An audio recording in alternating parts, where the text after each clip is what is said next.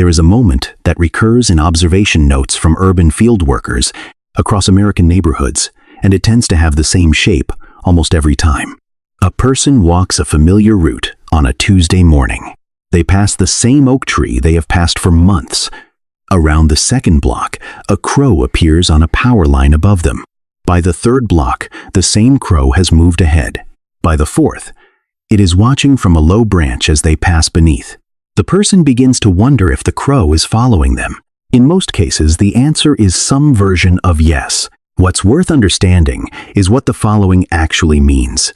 Today's video is about the moment a crow attaches itself to your route. It is a behavior that almost every regular walker in an American urban or suburban neighborhood has experienced at least once.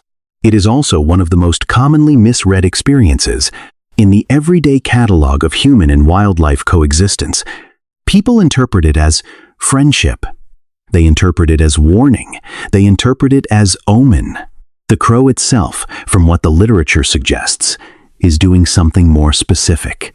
It has placed you in a category, and the following is the consequence of that categorization. What we want to do here is examine the categories, not as a guess, but as a working framework, grounded in what corvid researchers have documented over the last several decades. Because if a crow has decided something about you, it helps to know roughly what the options are. The American neighborhood, from a corvid's perspective, is not a random environment. It is a high-information landscape. There are humans on regular schedules. There are food sources that appear and disappear at predictable times. There are dogs on leashes whose behavior signals their handler's behavior. There are mail trucks, garbage trucks, school buses, and joggers who pass the same stretch of sidewalk at roughly the same minute every morning. Each of these is, in a real sense, a piece of cultural infrastructure that the crow has had to read in order to live here. In this landscape, a walker is a specific kind of data. Walkers move slowly enough to be observed. They appear on routes. Some of them produce food, intentionally or accidentally. Some of them have, in the past, done something the crow remembers, and some are simply unfamiliar enough to be worth monitoring until they are not.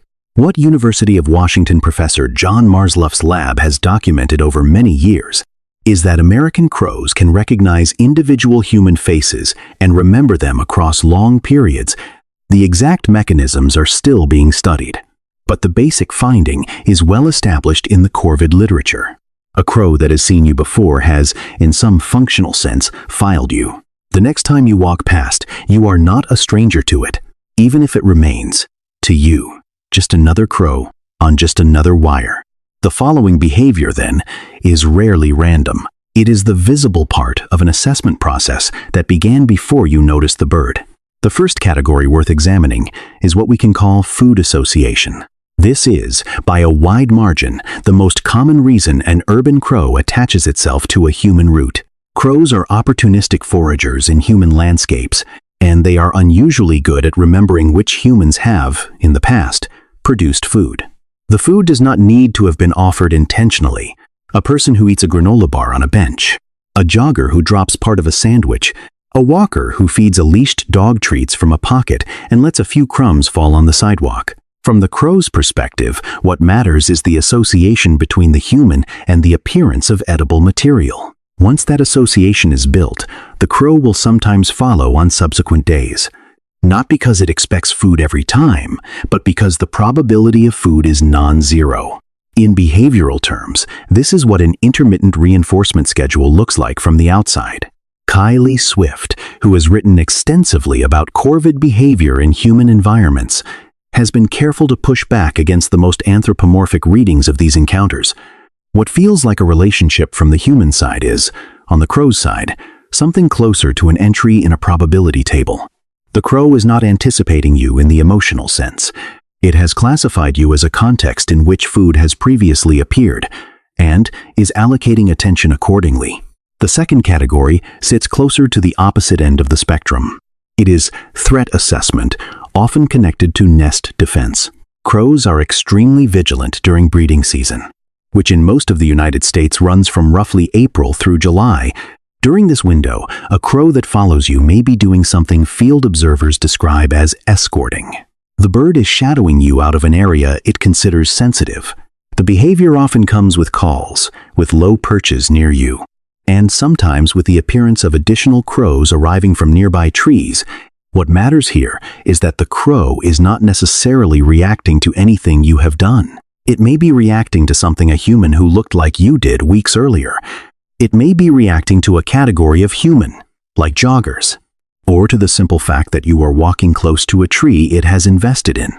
The documented memory window for crows recognizing individuals who once disturbed them is long enough that treating each encounter as one-off underestimates what is being remembered on the other side. The third category is more diffuse and possibly the most revealing. It is the assessment of routine. A crow that lives in a territory you walk through several times a week is, in a real sense, watching your patterns. What time you appear, what route you take, whether you stop, where you stop, what you look at. This is not, as far as we can tell, behavior aimed at anything in particular. It is closer to what behavioral ecologists call environmental monitoring. You are an element of the territory. Knowing what you do is part of knowing the territory. In this category, the following is often quieter. The crow does not call, it does not swoop. It moves with you for a few perches and then disengages. Field observers documenting urban crow behavior tend to converge on a description like this. The crow is reading you the way it reads weather, traffic, and the timing of the garbage trucks on Thursday morning. You are not a threat. You are not a reward. You are a regularity worth tracking. There is a fourth category that overlaps with the third, but deserves its own attention. It is what we might describe as the unusual human assessment. When a person enters a territory and does something the resident crows have not seen before, the local birds will sometimes follow at a distance to watch. This is more common with people doing something distinctive, carrying unfamiliar objects, photographing the birds themselves, moving in patterns. The resident crows have not cataloged yet. The behavior is investigative. The crow is gathering information about what kind of presence you represent before settling on a longer-term classification. To distinguish between these categories in real time, the cues to attend to are not subtle, but they require attention. The distance the crow holds is informative. A food-associating crow tends to perch close and remain visible, often making contact calls aimed in your direction. A defensive crow holds a tighter distance, often above you, and produces sharper, more repetitive calls that other crows in the area frequently answer. A monitoring crow tends to hold a comfortable distance and remain quiet, moving from perch to perch on your timeline rather than its own. A swoop, especially during breeding season, is a defensive signal that should be read as a request to move along, not an act of aggression for its own sake. What this picture suggests is that the human walking through an American neighborhood is, whether they realize it or not, already part of a relationship the crow has been building. The relationship is mostly one-sided in attention. The crow has been doing the work of categorizing you. The asymmetry is real, and it has implications for how to behave when you notice it. The first implication is that the right response to being followed by a crow is, in almost every case, to do nothing dramatic. Walking calmly, keeping your eyes forward, and continuing your route is the most accurate signal you can send. It confirms whatever benign category the crow has placed you in. It avoids escalating a defensive interaction during nesting season. It does not introduce the kind of unpredictability that makes urban wildlife wary. Staring back, chasing, waving arms, or trying to scare the bird tends to do the opposite of what people intend. It moves you from familiar regularity into unfamiliar threat, which is precisely the file you don't want to be in. The second implication is that the temptation to formalize the relationship through feeding is one to approach with care. Once you understand that crows can recognize you and respond to you, there is a natural pull toward making the relationship explicit. The honest framing here is that the relationship works better when it stays asymmetric. You stay human. The crow stays wild. Feeding can train urban crows into patterns that cause conflict with neighbors, draw rats, and lead to dependencies that ultimately serve the crow poorly. The crow does not need you to feed it. It needs you to be a predictable, low-threat presence. In a landscape, it is already navigating with skill. The third implication is the one this video is mostly about. The crow that follows you is not random. It is not an omen.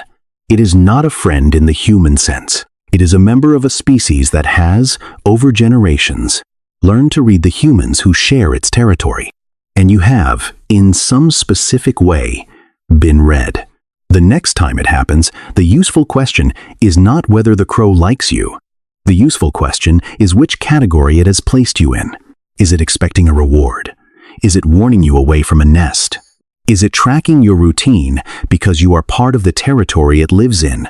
Is it new to you and gathering data on what kind of presence you are? Pay attention to the distance, the call, the season, the timing of the morning. The answer is usually there, woven into the cues the bird is giving you. We tend to think of wildlife as something we encounter in nature, separate from our daily lives. The crow on your walking route suggests a different framing. The neighborhood you walk through is, by any measure that matters, ecologically, part of its territory too.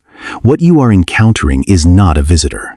It is a long-term resident who has been paying close attention to you, possibly for years, and is letting you know, in its own quiet way, that it has noticed.